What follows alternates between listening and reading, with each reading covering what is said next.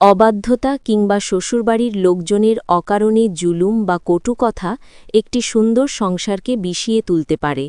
অনেকে চেষ্টা করেও পরিবারের সদস্যদের মন জয় করতে পারেন না। আজ আমি আপনাদের সাথে এমন একটি শক্তিশালী আমল ও তদবির শেয়ার করব, যা ধৈর্য ও বিশ্বাসের সাথে করলে ইনশাআল্লাহ আপনার স্বামী বা স্ত্রী আপনার প্রতি অনুরক্ত হবে এবং শ্বশুরবাড়ির সবার মনে আপনার জন্য ভালোবাসা সৃষ্টি হবে। মূল আমল ইয়া বুদ্দুহু। এই আমলটি মূলত মহব্বত বা ভালোবাসা সৃষ্টির জন্য অত্যন্ত কার্যকর। চলুন জেনে নিই আমলটি করার নিয়ম। শুরু ও শেষ। প্রথমে ৩ বার দুরুদ শরীফ পাঠ করে নিন, মূল জিকির। এরপর ইয়া বুদ্দুহু নামটি ১০০ বার পাঠ করুন। পানিতে দম। পাঠ শেষে ১ গ্লাস পরিষ্কার পানিতে ফু দিন। দোয়া বা নিয়ত। এরপর মনে মনে বা মুখে এভাবে বলুন, হে আল্লাহ, এই নামের উসিলায় আমার স্বামীর বা স্ত্রীর মনে আমার প্রতি গভীর ভালোবাসা সৃষ্টি করে দিন। সে যেন আমার প্রতি বাধ্য ও অনুরক্ত হয় এবং তার মনে আমার প্রতি যে খারাপ ধারণা বা স্বভাব রয়েছে তা দূর করে দিন। বিশেষ তদবির ও প্রয়োগ পদ্ধতি।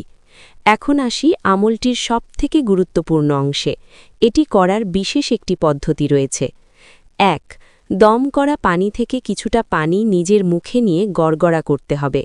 গড়গড়া করার সময় মনে মনে ইয়া বুদ্দুহু পাঠ করতে থাকুন এবং ২১ বার আপনার উদ্দেশ্যের কথা স্মরণ করুন, যেমন স্বামী যেন কথা শোনে।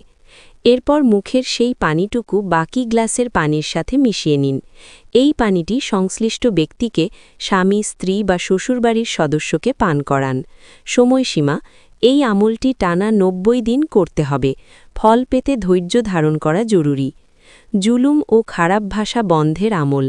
যদি শ্বশুরবাড়ির লোকজন খুব বেশি জুলুম করে বা তাদের মুখের ভাষা খুব খারাপ হয়, তবে সেই জবান বন্ধ করার জন্য নিচের আমলটি করুন। রাত ৩টের বিশেষ আমল। টানা ৭ দিন রাত ৩টে উঠে ইয়া সাবুর নামটি ১১০১ বার পাঠ করুন। পরবর্তী নিয়ম: ৭ দিন শেষ হবার পর থেকে প্রতিদিন ৫ ওয়াক্ত নামাজের পর ১২ বার এই নামটি পাঠ করে আল্লাহর কাছে দোয়া করুন। ফলাফল: ইনশাল্লাহ তাদের খারাপ আচরণ ও জুলুম বন্ধ হয়ে যাবে। মনে রাখবেন, যে কোনো আমল কবুল হওয়ার পূর্বশর্ত হল সঠিক আকীদা এবং ৫ ওয়াক্ত নামাজ আদায় করা।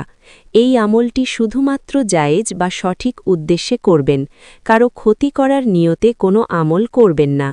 ভিডিওটি ভালো লাগলে শেয়ার করুন যেন অন্যরাও উপকৃত হতে পারে।